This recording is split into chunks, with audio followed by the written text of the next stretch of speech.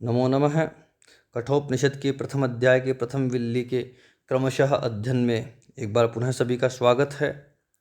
पिछले वीडियो में हमने देखा था, समझा था कि किस प्रकार नचिकेता अपने पिताजी के द्वारा जो निरर्थक, जो अनुपयोगी गाय दान में दी जा रही थी, ऐसे अनुपयोगी दान को देखकर वह सोचता है कि जो ऐसा दान जो दान लेने वाले के लिए कष्टदायक हो, उससे दान देने वाले को नरक आदि लोगों की प्राप्ति होती है।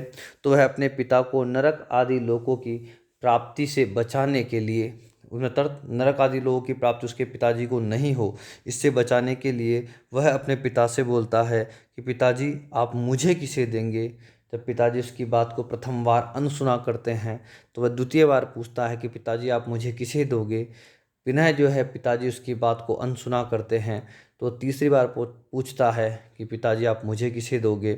और तीसरी बार में क्रोधित होकर उद्दालक ऋषि उससे कहते हैं कि तुझे मैं मृत्यु को देता हूँ। यहीं से हम आगे बढ़ते हैं। फिर तत्पश्चात नचिकेता आत्मचिंतन करता है कि पिताजी ने मुझे मृत्यु को क्यों दिया। बहुनामेमि प्रथमो बहुनामेमि मध्यमः किं स्विद्यमस्य कर्तव्यं यन्ममाद्य करिष्यति। बहुनामेमि प्रथमो बहुनामेमि मध्यमः किं स्विद्यमस्य कर्तव्यं यन्ममाद्य करिष्यति। अर्थात अन्वय की ओर दृष्टि डालते हैं। बहुनाम प्रथमः एमि, बहुनाम मध्यमः एमि, यमस्य किं स्वित् कर्तव्यं यत् अद्य मया करिष्यति। शब्दशः अर्थ करते हैं, बहुनाम मैं बहुत से शिष्यों में, तो अर्थात बहुत से पुत्रों में से, मतलब सामान्यतः जो बहुत से पुत्र होते हैं सृष्टि पर, उन पुत्रों में से, शिष्यों में से तो प्रथम है, प्रथम श्रेणी के आचरण पर, अर्थात बहुत से यदि पुत्रों की तुलना की जाए तो मैं प्रथम श्रेणी के आचरण करता हूँ, चलता हूँ, आचरण पे चलता हूँ। बहुनाम और बहुत से जो बहुत अच्छे हैं उनमें से मध्यम है, मध्यम श्रेणी के आचरण पर एमी चलता हूँ। अर्थात बहुत से यदि पुत्रों से तुलना की जाए तो उनमें प्रथम श्रेणी या सर्वश्रेष्ठ पुत्रों के जो आचरण होते हैं ऐसा मैं आचरण करता हूँ। और दूसरों से यदि और ज़्यादा से यदि तुलना की जाए तो मैं मध्यम श्रेणी का आचरण तो करता ही हूँ, परंतु नीच श्रेणी का आचरण तो मैंने कभी नहीं अपनाया है। फिर पिताजी ने ऐसा क्यों कहा। यत यमस्य, पता नहीं यम का, किम स्वित कर्तव्यम, ऐसा कौन सा कार्य हो सकता है, यत अद्य, जिससे आज, मया, मेरे द्वारा, करिष्यति, पूरा करेंगे। यहाँ पे जो है नचिकेता अपने मन में आत्मचिंतन करते हैं कि पिताजी ने मुझे यमराज को क्यों दिया, मृत्यु को क्यों दिया।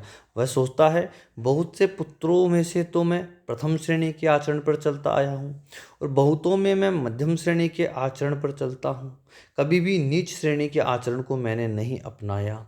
फिर भी पिताजी ने ऐसा क्यों कहा कि तुझे मैं यमराज को देता हूँ, अर्थात यमराज का ऐसा कौन सा कार्य हो सकता है जिसे आज मेरे द्वारा पिताजी पूरा करेंगे। आत्मचिंतन कर रहा है नचिकेता। यहाँ पर जो है शिष्यों और पुत्रों की 3 श्रेणियाँ बताई गई है, उत्तम, मध्यम और अधम। जो गुरु या पिता का मनोरथ समझ करके उनकी आज्ञा की प्रतीक्षा किए बिना ही उनकी रुचि के अनुसार कार्य करने लगते हैं, वे उत्तम श्रेणी के पुत्र या शिष्य होते हैं।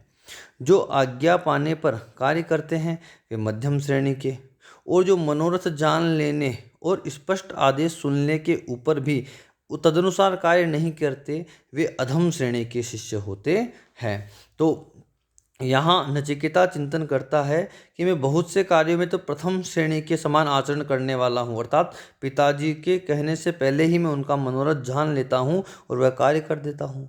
और बहुत से शिष्यों में, बहुत से कार्यों में मैं मध्यम श्रेणी का आचरण करता हूँ, अर्थात जहाँ मैं समझ नहीं पाता हूँ, परंतु जैसे ही पिताजी का आदेश होता है उनका मनोरथ मुझे पता लगता है और मैं कार्य कर देता हूँ। परंतु अधम श्रेणी का तो मैं हूँ ही नहीं, अर्थात आज्ञा मिलने पर या पिताजी का मनोरथ जान लेने पर मैंने कार्य नहीं किया, ऐसा तो कभी हुआ ही नहीं। फिर पता नहीं पिताजी ने मुझे ऐसा क्यों कहा कि तुझे मैं मृत्यु को देता हूँ, या फिर मृत्यु का ऐसा कौन सा, मृत्यु देवता का भी ऐसा कौन सा प्रयोजन है जिसको पिताजी आज मुझे दे करके पूरा करना चाहते हैं। यहाँ यह चिंतन जो है नचिकेता कर रहा है।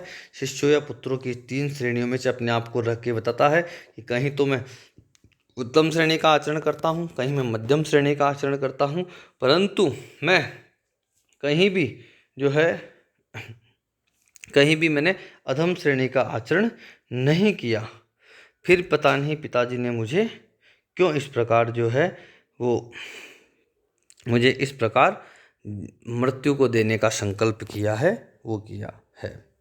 अब यहाँ पर जो है जब पिताजी जो है, एक बार तो पिताजी ने कह दिया कि मैं तुम्हें जो मृत्यु को देता हूँ, परंतु वह सोचता है नचिकेता कि किसी भी प्रयोजन की अपेक्षा न करके ही पिता ने क्रोधवश ऐसा कहा है। वह सोचता है कि चिंतन करता आत्मा के कि ऐसा कौन सा जो है प्रयोजन है जिसकी सिद्धि के लिए मुझे यमराज को दे रहे हैं, परंतु वे सोचते हैं कि ऐसा कोई प्रयोजन नहीं है, अपितु क्रोधवश पिताजी ने ऐसा कहा है था। अब पिताजी का वचन मिथ्या न हो, ऐसा विचार कर उसने अपने पिता से जो यह सोचकर कि मैंने ये क्या कह डाला, शोकातुर हो रहे थे अर्थात बड़े दुख कर रहे थे, उनके प्रति वचन कहता है। अर्थात यहाँ आप देखते हैं कि नचिकेता है पूरा मंथन करता है, चिंतन करता है कि पिताजी ने मुझे इस प्रकार क्यों कहा कि मृत्यु को देता हूँ।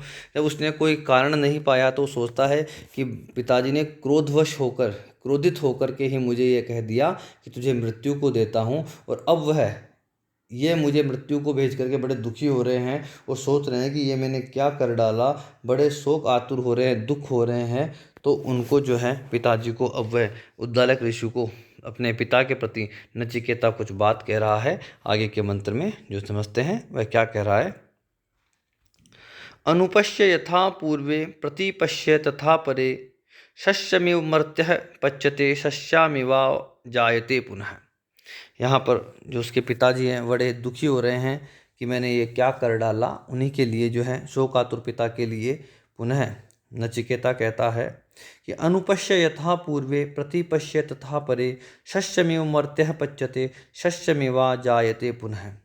अन्वय देखते हैं। पूर्वे यथा अनुपश्य अपरे तथा प्रतिपश्य मर्त्य शस्यम इव पच्यते शस्यम इव पुनः आ जायते। अर्थात पूर्वे आपके पूर्वज पितामह आदि यथा जिस प्रकार का आचरण करते आए हैं, अनुपश्य उस पर विचार कीजिए, अपरे और वर्तमान में भी दूसरे श्रेष्ठ लोग तथा जिस प्रकार का आचरण कीजिए करते हैं, तथा प्रतिपश्य उस पर भी दृष्टिपात कर लीजिए, फिर आप अपने कर्तव्य का निश्चय कीजिए। मर्त्य है बोलिए जो मरण धर्मा मनुष्य है, शस्यम एवं अनाज की तरह ही पच्यते पकता है अर्थात जरा जीर्ण होकर मर जाता है, शस्यम एवं अनाज की भांति ही पुनः फिर उत्पन्न हो जाता है। अपने पिताजी को सांत्वना देते हुए कहता है कि आप जो है संकोच मत कीजिए, मुझे मृत्यु को दे दीजिए, मृत्यु को मुझे भेज दीजिए, मृत्यु के पास मुझे भेज दीजिए, किसी प्रकार का दुख मत करिए। क्यों? क्योंकि आप अपने जो पूर्वज हैं उनके जो है कार्यों को देखिए, उनके आचरणों को देखिए, जिन्होंने एक बार जो कह दिया उसमें दोबारा वो पीछे नहीं डगे। अर्थात पिताजी अपने पितामह आदि पूर्वजों का आचरण देखिए, और इस समय जो दूसरे श्रेष्ठ लोग हैं उनका भी आचरण देखिए। उनके चरित्र में न कभी पहले असत्य था और न अब है। असाधु मनुष्य ही असत्य का आचरण किया करते हैं, परंतु उस असत्य से कोई अजर अमर नहीं हो सकता, कि मनुष्य जो है मरण धर्मा है, यह अनाज की भांति जरा जीर्ण होकर मर जाता है, और अनाज की भांति ही कर्मवश क्या होता है, पुनः जन्म लेता है। यहाँ पर वह अपने पिताजी को यह उक्ति कह रहा है, अर्थात ये कह रहा है कि आप अपने पिता आदि जो पुरुष हैं उनके आचरण जो करते आए हैं वो उन आचरणों की आलोचना कीजिए, उन पर दृष्टि डालिए, उन्हें देखकर आपको उन्हीं के आचरणों का पालन करना चाहिए, तथा वर्तमान कालीन जो दूसरे साधु लोग आचरण करते हैं उनकी भी आलोचना कीजिए। उनमें से किसी का भी आचरण अपने कथन को मिथ्या करना नहीं था और न इस समय ही किसी का है। इसके विपरीत जो असत पुरुष होते हैं उनका आचरण ही मिथ्या करना ही है, किंतु अपने आचरण को मृषा करके कोई अजर अमर नहीं हो सकता, क्योंकि मनुष्य खेती की तरह पकता है, अर्थात जीर्ण होकर पक मर जाता है और मरकर खेती के समान ही पुनः उत्पन्न हो जाता है। इस प्रकार अनित्य जीव लोक में असत्य आचरण से लाभ ही क्या है।